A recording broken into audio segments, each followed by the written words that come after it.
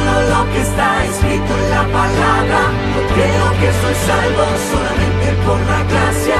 Creo que solo es por Cristo y su sacrificio. Buenos días, nuevamente es un placer estar en su hogar, estar llegando hacia ustedes, hacia cada uno de ustedes. Mi nombre, vuelvo a reiterarlo, es Osmin Gómez Rodríguez. La asignatura que vamos a estar o estamos impartiendo es la asignatura de Historia de la Iglesia, y este es el video número 2 de la asignatura, para que usted pueda, en el tiempo que está en casa y el seminario no está funcionando, continuar de una manera didáctica, amena, propiamente de el interés de cada uno de ustedes por esta asignatura, continuar los estudios hasta volvernos a reencontrar nuevamente y continuar con la normalidad en nuestro seminario. Le estamos saludando desde aquí, desde el seminario Los Cedros del Líbano. Un saludo para cada uno de ustedes, para su familia, no tanto mío, sino también de mi esposa, de mis hijas, que los extrañan a cada uno de ustedes como estudiantes del seminario. Dios les esté bendiciendo, estudiantes de primer año del seminario. Espero que estas clases, así como las pasadas, le puedan servir de ayuda, como cada una de las clases que otros profesores están llevando a digital, para que puedan tener estas orientaciones, porque en realidad no son clases, son orientaciones y pequeños bosquejos de los temas que ustedes deben comenzar a estudiar. El objetivo, como vuelvo y repito, que mantengo en esta clase, en estas clases de historia, es tener una visión panorámica de la historia del cristianismo mediante orientaciones metodológicas, lecturas asignadas e investigaciones individuales, para que los errores del pasado no vuelvan al presente. Van a tener una lista de materiales, no sé si ya las lograron copiar todos los materiales, libros que están en digital, no todos. Por ejemplo, este que les estoy enseñando me ha servido de fuente de estudio, pero no se los puse porque quizás no va a comprenderlo de una manera correcta, y hay otros que están mucho mejor editados, de una manera más amena. Justo González, para mí, en la historia es un escritor quizás que no abarca todos los temas, pero los temas que abarca lo hace de una manera poética, buena, agradable, dinámica, didácticamente, no con tantas palabrerías, sino que lo hace para que usted no se duerma y usted pueda, porque usted sabe que la historia a veces es un poco difícil de estudiar. Por eso usted va a encontrar dentro de los materiales que yo les estoy dando de consulta, que todos están en PDF, aparece primeramente el folleto de la asignatura del seminario Los Cedros del Líbano. Nuestro folleto, que siempre está con nosotros. Ya el mío está un poco deteriorado por los años, pero está nuestro folleto de la historia de la iglesia. Este folleto que va a tener un resumen sobre los temas que usted debe conocer de cada uno de los temas que vamos a estar dando en este folleto. Va a tener también como libro de consulta Historia del Cristianismo de Justo González, el tomo 1 y el tomo 2. También va a tener de Justo González Historia del Pensamiento Cristiano, tomo 3, que es un libro muy, pero muy bueno. También podrá ver el compendio de Historia del Cristianismo por Baker. No sé bien cómo pronunciarlo, pero es este libro que tenemos aquí, está también en nuestra biblioteca, lo va a tener en digital. También tenemos dos libros que recomendé, que no sé si ya lo han leído, pero les recomiendo, si no lo han leído, léanlo. Es muy importante que lo lean, muy motivador, les va a animar mucho y alentar en medio de estas situaciones que estamos transitando. Los dos títulos, uno es el libro de los mártires y el otro se llama el libro El mártir de las catacumbas. Son dos libros muy buenos que han servido de bendición a muchas personas. Mi esposa se los recomienda. Cuando ella tuvo el accidente hace años atrás, mientras estuvo en cama, le fue de mucho ánimo para poder confiar en nuestro Señor, como otros en la historia lo han hecho. En este segundo video vamos a estar tocando los temas del capítulo 8 al capítulo 15. Vamos a estar viendo del capítulo 8 al capítulo 15. Por ejemplo, el capítulo 8, el periodo de la pre-reforma. Este es un periodo de grandes hombres que impulsaron un movimiento que no se detuvo. Fue una máquina, una chispa, fue un capacitor que encendió un motor. Fue un movimiento que no se ha detenido hasta la actualidad, porque todavía siguen movimientos de reformadores e iglesias se siguen reformando hasta la actualidad. Recuerden, en los últimos capítulos estuvimos viendo el sistema papal con toda la iglesia, cómo se estaba corrompiendo, cómo la iglesia se había mezclado con el Estado, cómo ya la iglesia estaba más enriquecida que el propio Estado. Los reyes estaban endeudados con los cardenales. Los reyes tenían grandes deudas porque los cardenales inventaron, y los frailes, los monjes, inventaron en todo su sistema de enseñanza, como era en latín prácticamente la enseñanza, la escritura no les llegaba al pueblo. Las escrituras solo algunos nobles tuvieron el privilegio de tenerla, y casi siempre la tenían en latín y les eran leídos por otras personas. Solo algunos podían leer e interpretar, y esos algunos era el sistema de sacerdocio que la iglesia había implementado. Entonces este sistema había empezado a manipular las escrituras, había comenzado a manipular las enseñanzas con el fin de enriquecerse. La iglesia se había enriquecido. La iglesia se había corrompido. Dentro de este periodo de la pre-reforma, usted va a encontrar personajes importantísimos que los va a escuchar en cualquier libro de historia que usted tome para leer. Uno de ellos fue Pedro Waldo, un hombre de negocios muy rico de Lyon, Francia. Waldo vendió casi todos sus bienes y sus propiedades y se lo dio a los pobres. De hecho, los que se unieron a él se hacían llamar los pobres en espíritu. Ellos vivían de lo que la gente les podía dar.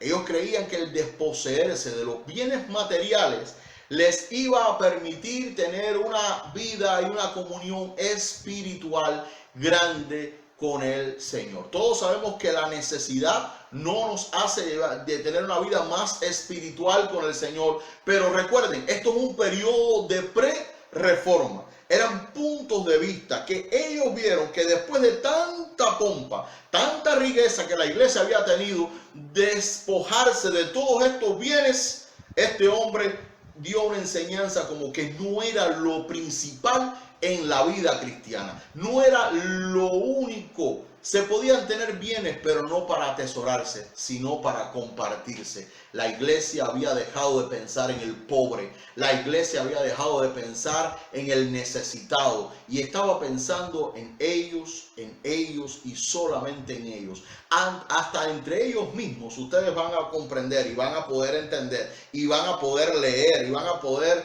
ver cómo hasta entre ellos mismos se hacían trampas para poder encontrar vías o fuentes de enriquecimiento. Pedro Waldo fue uno de los grandes precursores de este movimiento de la pre-reforma. También encontramos a Juan Wycliffe.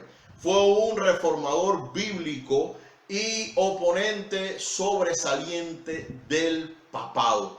Este hombre y sus seguidores atacaron todo el tiempo la figura del Papa. El Papa, ¿por qué tenía que haber un Papa? ¿Quién había puesto ese sumo pontífice? ¿Quién era este que se hacía autoproclamar el vicario de Cristo? ¿Quién era este que decía que era el mediador entre el hombre y Dios? Si todos nosotros sabemos que hay un solo mediador entre el hombre y Dios, que es Jesucristo, nuestro Señor y Salvador. Juan Wycliffe se encargó de hacer un tiro directo, de ir directamente a derrocar el papado. Si derrocaba el papado, él decía todo el otro sistema se vendrá abajo. Y entonces saldrá a la luz el verdadero evangelio. Saldrá a la luz el evangelio que ha sido encubierto, que ha sido oscurecido, que ha sido ocultado para muchos.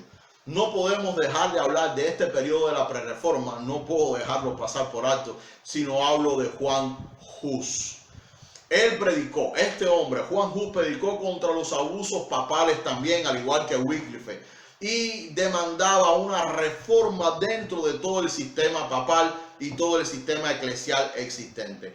Hus fue traído ante el concilio de Constancia en el año 1415 por su punto de vista para ser examinado por las creencias que él tenía. Pues él tenía una posición de entre todo el sistema que era accesible para llegar a él. El concilio le encontró culpable de herejía y a pesar de las promesas de conducta segura, si él comparecía ante el concilio, ellos lo condenaron a muerte y él fue quemado en la estaca en el año 1415. Se le prometió que no le iba a suceder nada. Solo ven y comparece. Queremos saber qué estás enseñando, qué estás hablando, qué estás prometiendo, y nada de lo que tú creas te va a condenar. Miren, hermano, se equivocaron y mandaron a este hombre a la hoguera. Muchos escritos, porque eran pocos, muchos dibujos, disculpen, porque los escritos que existían en aquel entonces eran muy pocos.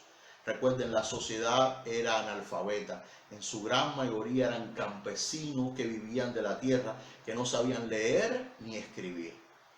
Usted se da cuenta que es entregado salvoconductos, eran entregados amnistías, eran entregados muchísimos documentos, que lo vamos a ver más adelante, y ellos ni sabían lo que estaba escrito, porque no sabían leer ni escribir. Pero algunos se dedicaron a hacer dibujos, y a este hombre, a Juan Hus, lo dibujaban como un ganso que remontaba su vuelo sobre todas las aves, y desde arriba hacía y ponía bien en alto sus creencias. Ponía bien en alto el deseo de reforma que había en la sociedad. La quema de Hus movió a Bohemia a una rebelión abierta. Miren, las personas se lanzaron a la calle en protesta a lo que había acontecido. Dentro de estos prereformadores podemos encontrar también figuras como Erasmo de Rotterdam, Wat Colet y otros muchos más. Yo les invito a que lean el compendio de la historia del cristianismo, la página de la 140 a la 158. De la 140 a la 158. Después del capítulo 8 está, como bien sabemos, el capítulo 9, la víspera de la Reforma. Para la víspera de la Reforma hubo elementos políticos, intelectuales, religiosos, económicos y sociales que dieron al traste, que ayudaron a que la Reforma comenzara por primera vez. Por ejemplo, desde un punto de vista político, muchas de las entidades políticas de Europa jugaron un gran papel. Los países como España, Inglaterra, Francia, Alemania y otros más estaban hastidos de la falsedad de la iglesia. Recuerden que los reyes estaban endeudados contra la iglesia y ellos no eran bobos, veían la falsedad que habían detrás de su santidad y de todo este sistema clerical que ellos habían elaborado. Esto sumándole que los turcos, como bien sabemos, los musulmanes, se estaban moviendo hacia el norte, hacia Europa, con el propósito de invadir a toda Europa si le dejaban.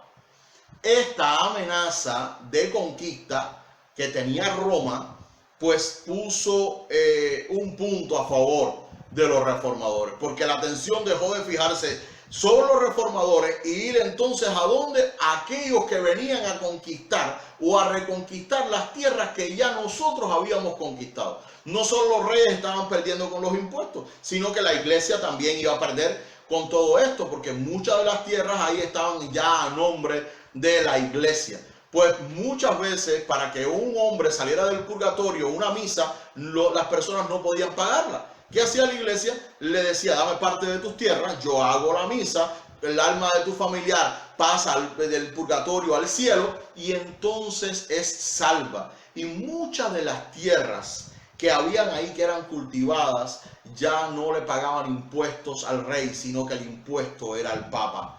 Ya entonces no solo los reyes perdían si estas tierras eran conquistadas, sino también la iglesia perdía. Y entonces la atención de la iglesia se fue detrás de estos musulmanes, de los turcos que querían conquistar toda Europa si lo dejaban. Y dijeron, vamos a dejar de entretenernos con estos reformadores que no van a hacer nada, como en otras ocasiones no ha pasado nada, los apagaremos como los otros que hemos apagado. Y entonces vamos a dedicarnos en fortalecer nuestras filas porque nos van a arrebatar los territorios que hemos obtenido.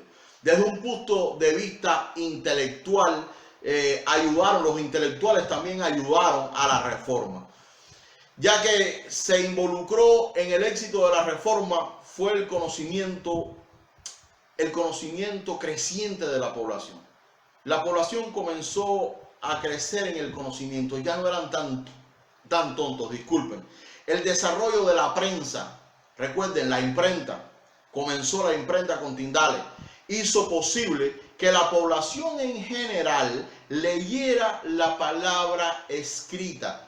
Recuerden, ya en las mismas iglesias comenzaron a darse el catecismo y fue usada como escuelas y se les comenzó a enseñar no solo el latín, sino su lengua. El uso de los folletos y los libros hizo el trabajo más fácil para Lutero. Ya las personas no eran tan analfabetas. Muchas de las personas, principalmente los jóvenes, los niños, ya algunos, para no decir casi todos o todos, sabían leer o escribir. Uno tomaba un folleto, uno tomaba un pequeño libro y lo leía en casa y todos escuchaban lo que decía en su propio idioma.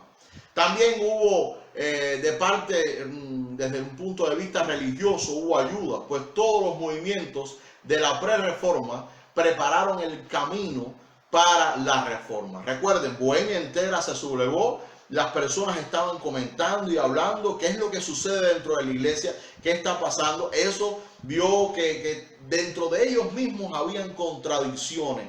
Dentro del mismo sistema eclesial habían personas que no creían de la misma manera y no compartían los mismos criterios. Desde el punto de vista económico y social, el descubrimiento portugués de una nueva ruta a la India, al igual que el desarrollo de las colonias, proveyó nuevas áreas de inversiones. Muchos de los campesinos estaban abandonando la agricultura porque no vivían de pagar impuesto en impuesto y no tenían muchas veces ni para comer porque les era quitado todo lo que tenían, para mejorar trabajando en el desarrollo de la producción de minerales. Ya comenzaron, el sistema feudal comenzó a desarrollarse en un sistema de obrero y asalariado. Esto trajo un aumento de precios tanto en las comidas, como si estuvieran viviendo hoy en día aquí, como en la devaluación de los salarios. Comidas muy altas, salarios un poco bajos, pero aún así era mejor trabajar que en una vega en el campo donde venía alguien a buscar los impuestos y aún lo que tenía escondido se lo llevaban. Y si lo veían como una reacción o una actitud no apropiada, le eran quemadas sus graneros, le eran quemados sus casas y había que comenzar de nuevo pidiendo préstamos, volviéndose a endeudar para que al final, cuando terminaran su cosecha, ni lo que daba la tierra daba para pagar lo que debían. Eso incluyendo las grandes enfermedades y epidemias que hacían que muchos animales y personas muriesen. Morían los animales, se acababa la fuerza de trabajo y de alimento. Morían las personas, se acababa la fuerza de trabajo en el campo, padres, hijos, etcétera, etcétera. Usted puede buscar también el compendio de la historia cristiana en la página 175 a la 217 y enriquecerse sobre este tema de la reforma. También tenemos el capítulo 10. Porque no solo va a haber reforma en un lugar, sino que vamos a ver que hay distintos tipos de reforma en distintos lugares. Por ejemplo, el capítulo 10 vemos que está la reforma luterana. Lutero, como muchos de sus contemporáneos, sentía una constante inquietud religiosa. Recuerden, los que han visto la película de Martín Lutero saben que en él había algo que lo llevaba al estudio, algo que lo llevaba, que todo lo que le habían enseñado no era del todo cierto. La iglesia romana demandaba obediencia a la institución terrenal como precio para la salvación. Y una de las primeras cosas que Lutero entendió y comprendió era que el cristiano iba a ser salvo por la fe en Jesucristo, la fe sola. Dios era pintado como alguien completamente inaccesible.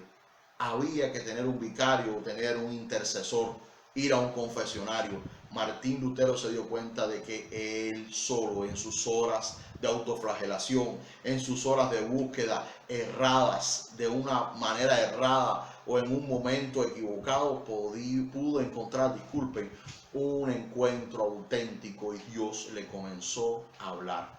Esto llenó la copa en el año 1517, cuando Juan Tesla estaba guiando una campaña para recaudar fondos a través de la mayor parte de Alemania. Para completarlo, la construcción, si mal no recuerdo, de la Basílica de San Pedro en Roma. Para una contribución, Tesla le prometió al donante una indulgencia que aún podría aplicarse más allá del sepulcro y libraría a almas del purgatorio. ¿Usted se imagina? Es el hombre que encuentra a Lutero en la película borracho, tirado en una esquina, y le dice, mira, yo puedo ver lo que quiera, cuando esté muerto yo enseño este documento y de ahí del sepulcro voy a ser sacado. Y puedo sacar a cuantas personas quiero del purgatorio, de los sepulcros y ser salvo porque yo doy una gran suma de dinero. Miren, para Lutero esto fue la gota que colmaría la copa. Esto fue terrible. Así que el 31 de octubre del año 1517, él puso 95 proposiciones para debate teológico. Lo que muchos conocemos como las 95 tesis de Lutero. Fueron 95 proposiciones para debate teológico, siguiendo la costumbre que había en la Universidad de Wittenberg, pegada en la puerta del castillo. Yo les invito a leer el capítulo 3 de la historia del pensamiento cristiano. Mire, disculpen, el capítulo número 2. Usted va a ver un libro de Justo González, hasta ahora no lo hemos usado, es la primera vez que creo lo vamos a usar en estas clases, que dice Historia del Pensamiento Cristiano, tomo 3. Ese también es de Justo González. Y usted va a leer el capítulo 2. Hay otros libros que hubiera querido que usted tuviera, como Historia de la Reforma, otros como Historias del Protestantismo, pero que eran demasiadas lecturas, hay muchas más asignaturas y no quise atiborrarlo con lectura. Es decir, que solamente va a leer ahora en este momento el tomo 3 de Justo González. ¿Ok? En el capítulo 11 vemos la reforma, pero ahora vemos la reforma en Suiza. Los anabautistas era una voz entre los reformadores. Recuerden, el nombre anabaptistas o anabautistas le fue dado por sus enemigos debido a su práctica de bautizarse después de ser convertidos como adultos.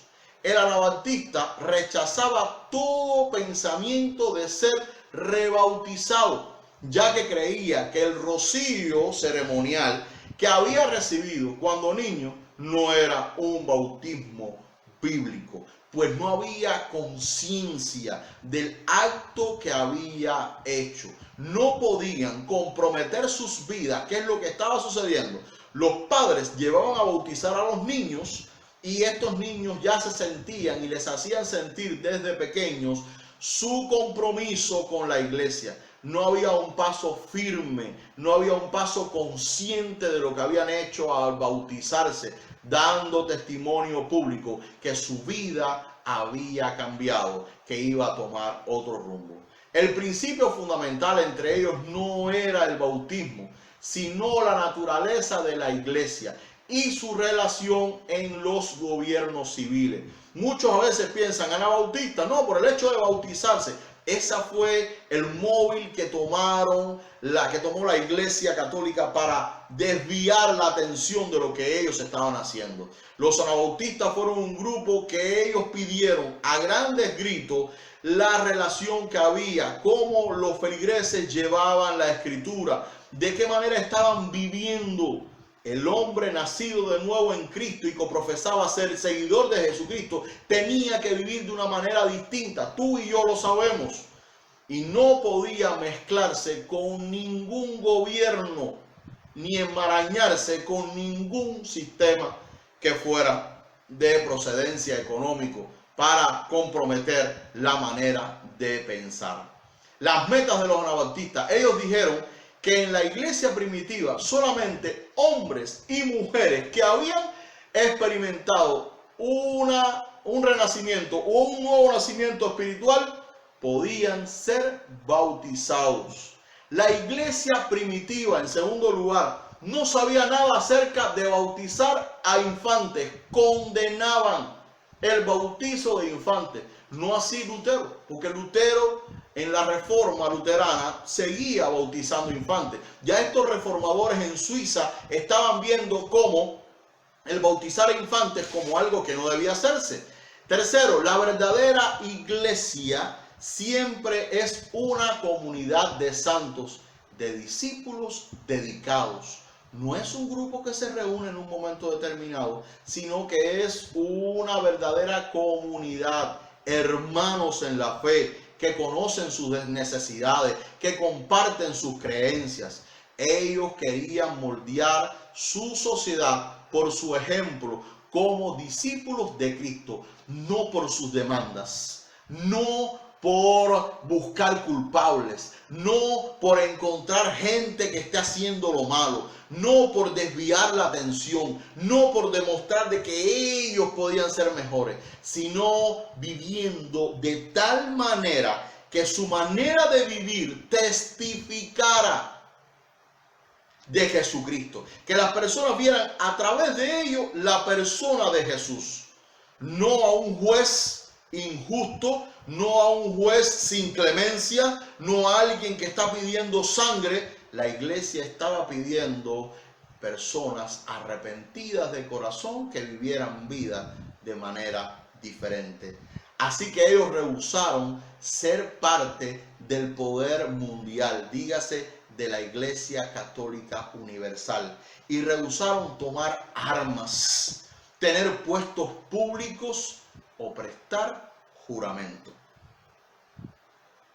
Usted va a ver más adelante, cuando yo les envíe las lecturas, que van a encontrar muchas cosas más de los anabautistas. También estaban los zwinglianos. Ulrich Zwinglio fue quien guió la reforma en Suiza. Él lanzó su reforma no por tener proposiciones en una pared determinada, en la puerta de un castillo, sino por predicar sermones bíblicos desde el púlpito. Recuerden, hasta ahora los púlpitos eran leídos los sermones en latín. Ahora ya este hombre está dando sermones y predicaciones no orientadas por el Papa, sino en propio idioma de las personas. En un aspecto, Zwinglio siguió la Biblia aún más cerca que Lutero.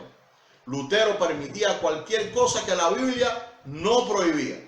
Zwinglio rechazaba cualquier cosa que la Biblia no trataba. Si la Biblia no trata de este asunto, no lo hagas. Simplemente Zwinglio fue mucho más allá, inflexible que Lutero. Esta es la razón por la cual la reforma en Zúrich tendía a quitar símbolos más tradicionales de las iglesias romanas, tales como las velas, las estatuas, la música y las figuras. Cuando hablamos de las velas, no era lo que se usaba para alumbrarse en casa, sino las velas que usaba la iglesia, que todavía usa para dar luz y claridad a las almas que estaban en pena. Zwinglio las quitó. Calvino y sus reformadores no veían nada malo en esto.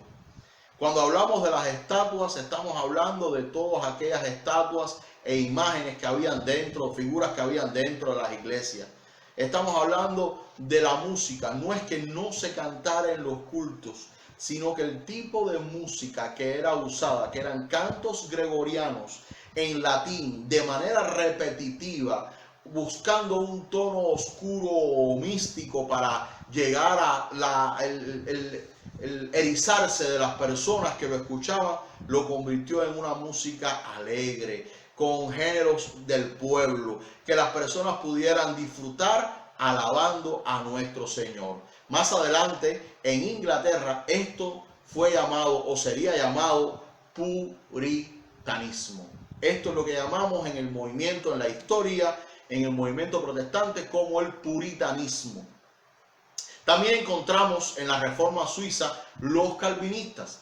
Para hablar un poco de los calvinistas, vamos a ver, no sé si el hermano que está haciendo la edición lo va a poner a continuación ahora de lo que estoy diciendo, o lo van a ver aparte en lo que vamos a ver como material de consulta, ya sea en un lado o en el otro. Usted va a ver el video adjunto sobre Calvino.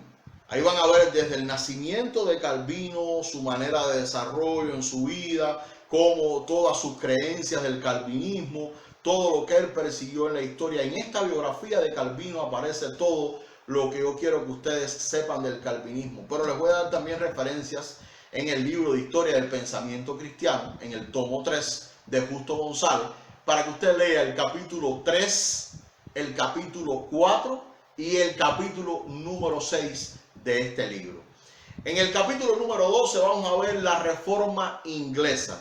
Los últimos movimientos de la Reforma ocurrieron en Inglaterra específicamente, es decir, de la Gran Reforma. Recuerden, como dije al principio, la Reforma ha llegado hasta la actualidad. Todavía hay iglesias que se están reformando, de una menor escala o mayor escala, aunque muchos, para bien o para mal, pero tenemos que tener esto bien presente. Hay personas que siguieron que los problemas sugieren que los problemas matrimoniales entre el rey Enrique VIII guiaron a Inglaterra a alejarse de Roma, y esto quizás solo fue la ocasión. Es cierto que hubo problemas matrimoniales con Enrique VIII y quizás estos ayudaron a esta ruptura. Fue el medio que fue usado para esta ruptura. Pero hubo algunas razones también que motivaron a esta reforma inglesa. En primer lugar, vemos que hay un espíritu general de anticleriquismo. Había un espíritu general en contra de la iglesia, en el sistema del clero. Segundo, antagonismo hacia el cardenal Tomás Wesley. Tercero, el Nuevo Testamento en inglés por Tyndale ayudó a que las personas pudieran entender la Biblia en su inglés, en su idioma, disculpen. Esto fue en el año aproximadamente, creo que fue en el 1525 o 1524. Está por esa fecha, lo van a encontrar en los libros también. El humanismo de Erasmo, la influencia de los Lollardos. Cuando hablo de los Lollardos, estoy hablando de los seguidores de Wycliffe, ¿ok? El impacto de los convertidos de Lutero. Aunque tuvo sus errores, el impacto de las personas que se convirtieron a través de Lutero, eso fue tremendo. Eso ayudó mucho a la reforma inglesa. Hubo otras reformas también después de Enrique VIII, bajo los Tudor, que fueron los hijos de Enrique, que estos ayudaron también de una manera u otra, aunque muchas veces hubo, como dice, un cachumbambé. Algunos volvieron a Roma, o algunos de sus hijos llevaron a todo el pueblo volver a la creencia del Roma y todo el sistema papal. Después venía el otro hijo y decía, no, vayamos de nuevo al sistema protestante porque todo esto es una falsedad. No, volvamos a Roma. Es decir, que hubo un ir y venir en la historia con respecto a la reforma. Por eso usted leerá en los libros que hay un periodo, y talmente parece que todos los hijos de Enrique no tenían la misma forma de pensar. Y yo diría también que las conveniencias y las situaciones llevan a las personas a tomar decisiones que no son ciertas y pueden errar o pueden cometer grandes atrocidades. Por ejemplo, Eduardo VI, que tuvo la oportunidad de estar reinando del año 1547 al año 1553.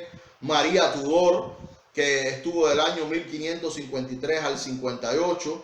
Isabel, que estuvo del 58 al 1603.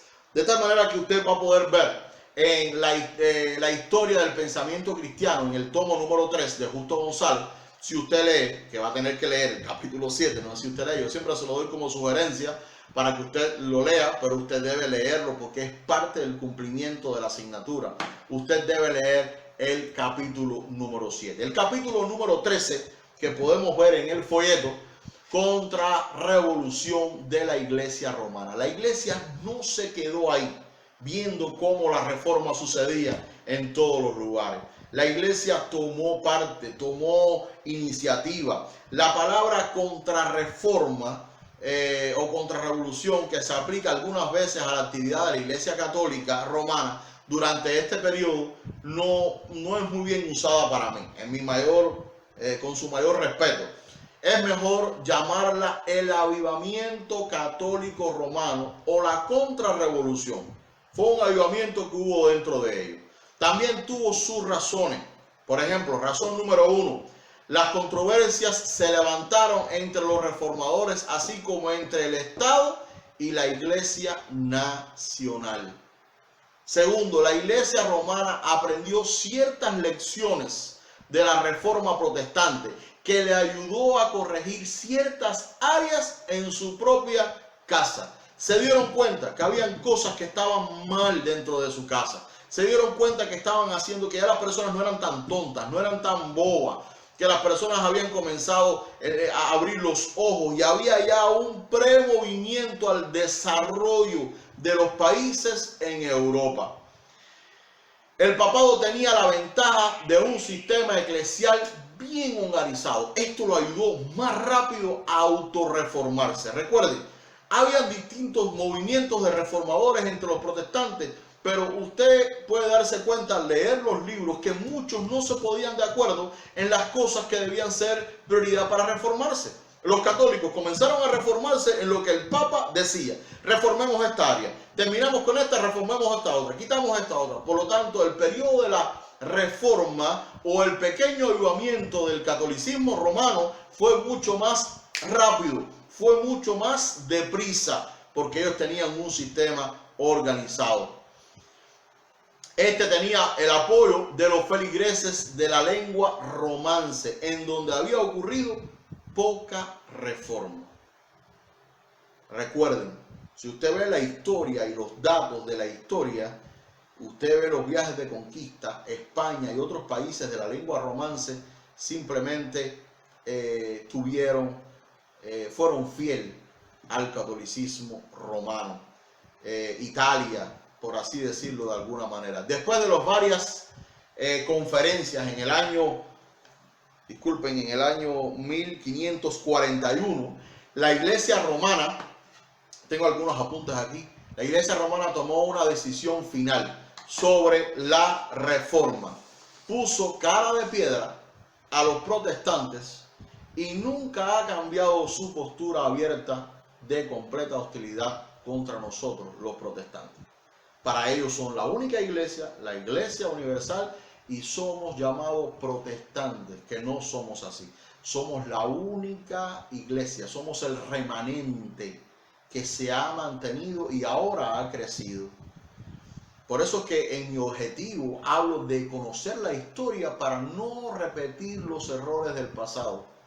Hermano que estás conmigo, que vas a liderar iglesia, cuidado. Conoce la historia para que no repitamos los errores del pasado, porque la iglesia hoy está enfrentando quizás un tiempo de un aparente avivamiento, pero podemos estar cometiendo los mismos errores del pasado.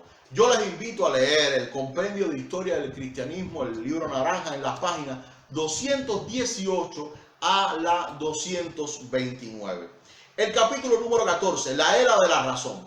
La era de la razón fue marcada por debates entre los cristianos sobre el camino a salvación.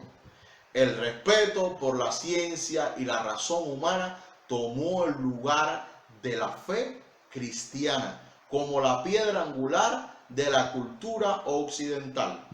Pero a pesar de, durante este periodo, el cristianismo evangélico se esparció rápidamente solo por el poder de la predicación.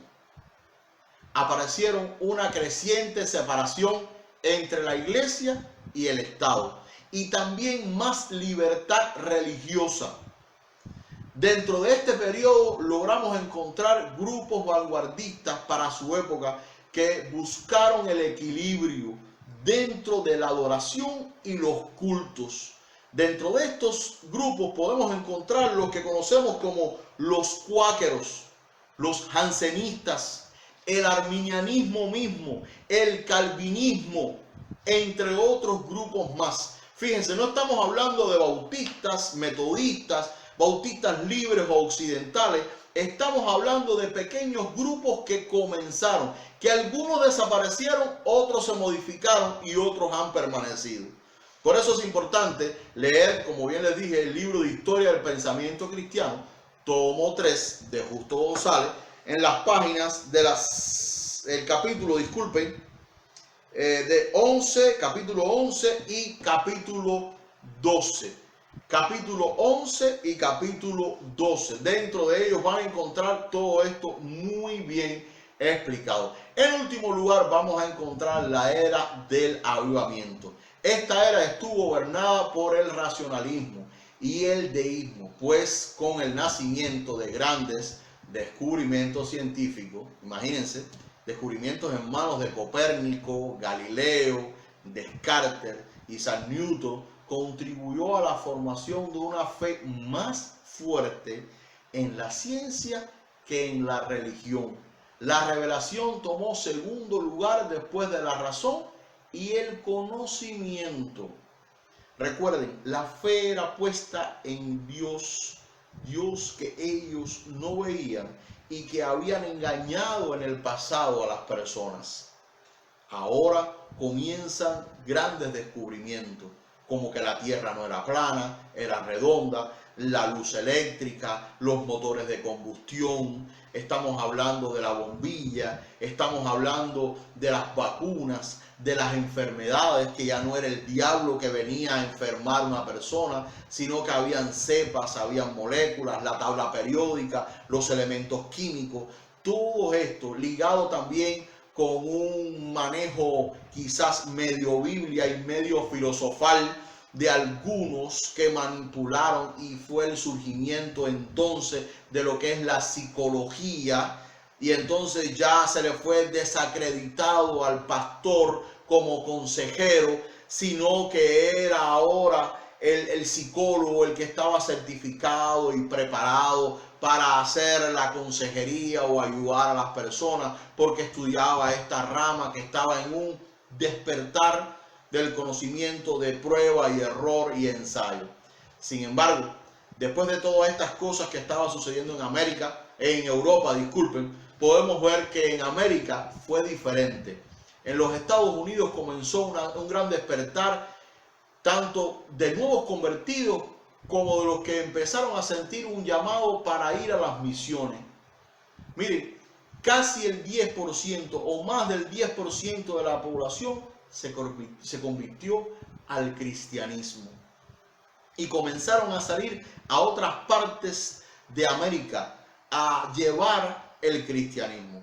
Hubo un gran despertar de todo esto, pero la iglesia permaneció. La iglesia se ha mantenido. Hasta la actualidad, la iglesia sigue caminando.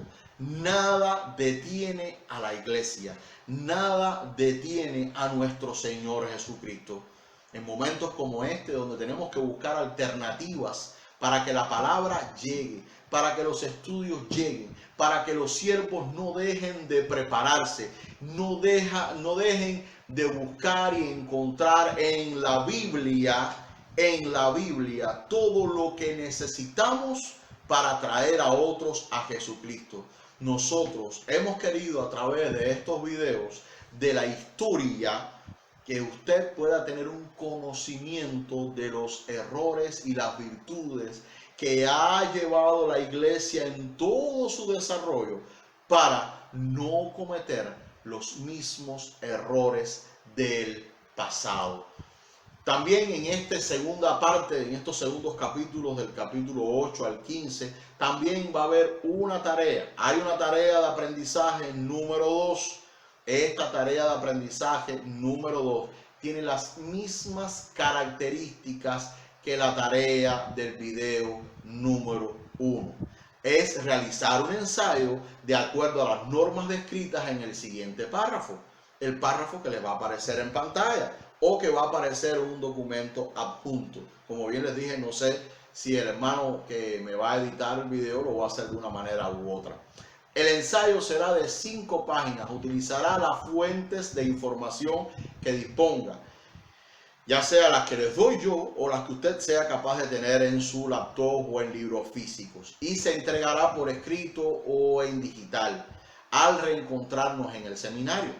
Usted deberá escoger un hecho o un suceso o un personaje o movimiento de la historia de la iglesia de estos 7 primeros capítulos y reportará sobre él contestando preguntas como ¿por qué sucedió? ¿En qué forma se relaciona con otros datos de la historia?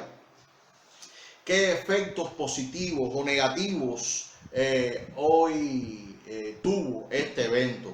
¿Qué importancia tiene para la iglesia de hoy en día este hecho, este evento, este personaje?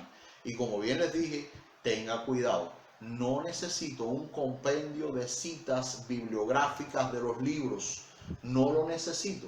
Solo necesito lo que usted entiende, cree y ha podido captar de todo lo que hemos estado tocando. Dios le bendiga. Es el deseo de mi corazón. Me despido de usted en esta asignatura. Espero sus quejas, espero sus sugerencias. Si en algo no fui explícito o si algo no entendieron, háganmelo saber y podré a través de mi correo electrónico. El hermano Alex lo va a poner al principio, pero recuerden, por si no lo pone y se lo olvida, osmin78@nauta.cu. Ese es mi correo electrónico. Escriba mi correo electrónico, deme dudas, sugerencias, todo lo que yo pueda, que usted pueda ver para enriquecer estas clases que no sabemos si tendremos que dar otras mejores o cambiarlas de una manera más explícita o cambiarlo y puede ser de ayuda para un futuro proyecto para el Señor. Dios le bendiga, es el deseo de mi corazón. Espero que usted pueda reencontrarse conmigo en este seminario y que podamos vernos nuevamente y disfrutar de la presencia de nuestro Señor. Una vez más, Dios le bendiga, es el deseo de mi corazón. Amén. Yo creo solo lo que está escrito en la palabra. Yo creo que soy salvo solamente por la gracia. Creo que solo es por